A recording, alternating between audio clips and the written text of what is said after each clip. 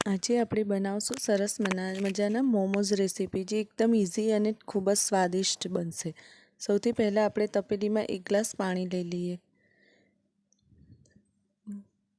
પાણી બોઇલ થઈ જાય પછી આપણે એની અંદર 4 લીલા મરચાં નાખશું અને 3 ટામેટાં રીતે બે કટકા કરીને નાખવાના છે. વચ્ચેથી કટ કરીને આપણે નાખવાના છે.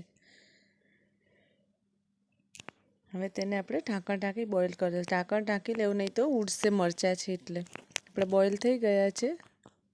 હવે આસાનીથી એની પીલ નીકળી જાય ત્યાં સુધી આપણે બોઇલ કરવાના છે. તો આ રીતે એની છાલ છે જે ઉપરથી આસાનીથી નીકળી જાય છે બોઇલ થાય એટલે. હવે તે ઠંડા થાય ત્યાં સુધી આપણે લોટ બાંધી લઈએ. ઠંડા થાય પછી જ આપણે મિક્સર જારની અંદર ક્રશ કરવાના છે. આ રીતે બધા જ ટામેટાની છાલ આપણે ઉતારી લેવાની છે ને એકદમ ઇઝીલી ઉતરી જાય છે, કારણ કે બોઇલ થઈ ગયા છે એટલે. હવે આપણે ઠંડુ થાય ત્યાં સુધી આપણે લોટ બાંધી લઈએ, કારણ કે ગરમ મિક્સરના અંદર ના દરાય. 400 ગ્રામ અહીંયા મેંદો લીધો છે, તેને આપણે ચારી લેશું.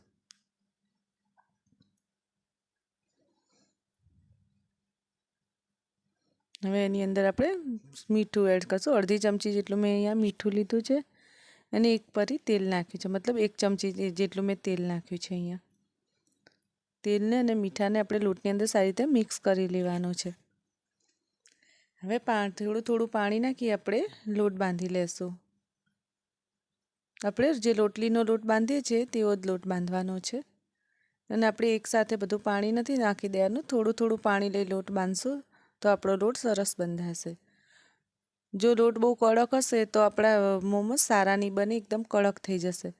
અને બહુ નરમ હશે તો પણ સારા નહીં બને. એટલે મીડિયમ કન્સિસ્ટન્સીનો આપણે લોટ બાંધવાનો છે.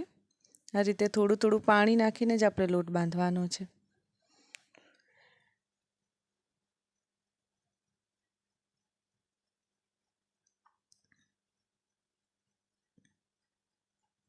આ રીતે તમે મોમોઝ બનાવશો તો જે અત્યારે લારી પર કેવી રીતે મળે છે સેમ તે જ ટેસ્ટના બને છે. એકદમ ઇઝી છે અને બહુ ટેસ્ટી બને છે.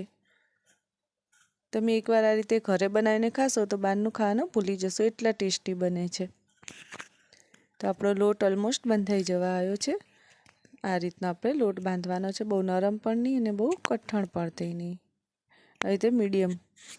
એને 10 મિનિટ માટે આપણે રેસ્ટ કરવા મૂકીએ. લસણની કળી 15 થી 20 લીધી છે અને ગાજર એકદમ ઝીણું સમારી લીધું છે. કોબીજ પણ એકદમ ઝીણી. અહીંયા મેં 2 થી 3 ગાજર લીધા છે. 200 ગ્રામ જેટલી કોબીજ લીધી છે, એને પણ એકદમ ઝીણી સમારી, ઓલમોસ્ટ 1 વાટકી જેટલી થાય છે. અને એક મોટું કેપ્સિકમ મેં અહીંયા ઝીણું સમારી લીધું છે. બધું ચોપરની મદદથી એકદમ ઝીણું મેં સમારી દીધું. અને થોડીવાર આપણે મીઠું નાખી અને થોડીવાર પડવું રાખશું, એટલે એની અંદર જે વધારાનું પાણી છે તે પાણી છૂટી જશે. કારણ કે આપણે એમની નીચોયા વગર લેશું તો પાણી રહેશે તો મોમોસ સારા નહીં બને. અને આદુ લસણ આ રીતે એકદમ ઝીણા સમારી લીધા છે. અડધી ઇંચ જેટલો મેં 1 થી 2 ઇંચ જેટલો મેં આદુનો ટુકડો લીધો છે અને લસણની કળીઓ લીધી છે. અને મેં આ રીતે એકદમ ઝીણા સમારી દીધા. તેલ થઈ જાય પછી આદુ લસણને આ રીતે ઝીણા સમારીને આપણે સોટે કરી લેવાના છે. તો આપણા આદુ લસણ સરસ મજાના સોટે થઈ ગયા છે. હવે આપણે એના અંદર સોયા સોસ 1 ચમચી નાખવાનો છે. અડધી ચમચી જેટલું મેં અહીંયા વિનેગર નાખ્યું છે. અને જે આપણે પેસ્ટ બનાવી છે તે પેસ્ટ નાખી દઈશું. જે લાલ મરચાં અને ટામેટાં બોઇલ કરીને આપણે પેસ્ટ બનાવી હતી એ એડ કરી લઈશું. આપણે અડધી ચમચી વિનેગર નાખવાનું છે ને 1 ચમચી સોસ નાખવાનો છે, સોયા સોસ નાખવાનો છે. અને થોડું મીઠું એડ કરશું આપણે આની અંદર સ્વાદ મુજબ. હવે આપણે ટામેટો કેચઅપ પણ 1 થી 2 ચમચી મેં અહીંયા એડ કરો છે. એનાથી આનો સ્વાદ બહુ સરસ આવશે આપણી ચટણીનો.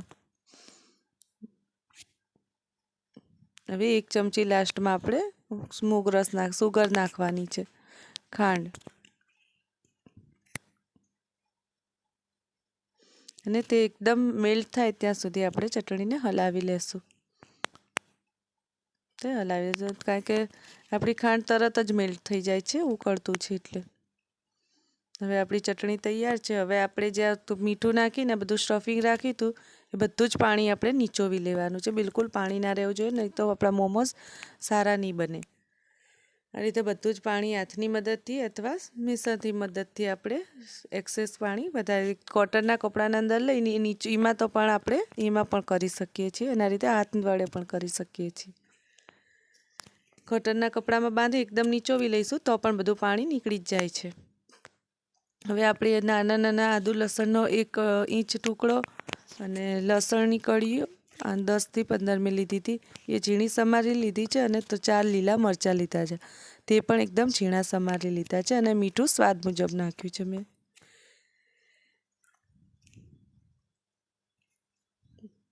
અને બધી જ વસ્તુને એકદમ સરસ મજાનું મિક્સ કરી લો. અને 1 ચમચી જેટલું કારા મરીનો પાવડર મેં નાખ્યો છે. અહીંયા કારા મરીનો પાવડર અવશ્ય નાખો તો જ એનો ટેસ્ટ સારો આવશે. હવે જે આપણે ટામેટાની ને મરચાંની ચટણી બનાવી હતી એ આપણે અંદર નાખી દેવાનું છે, 1 થી 2 ચમચી.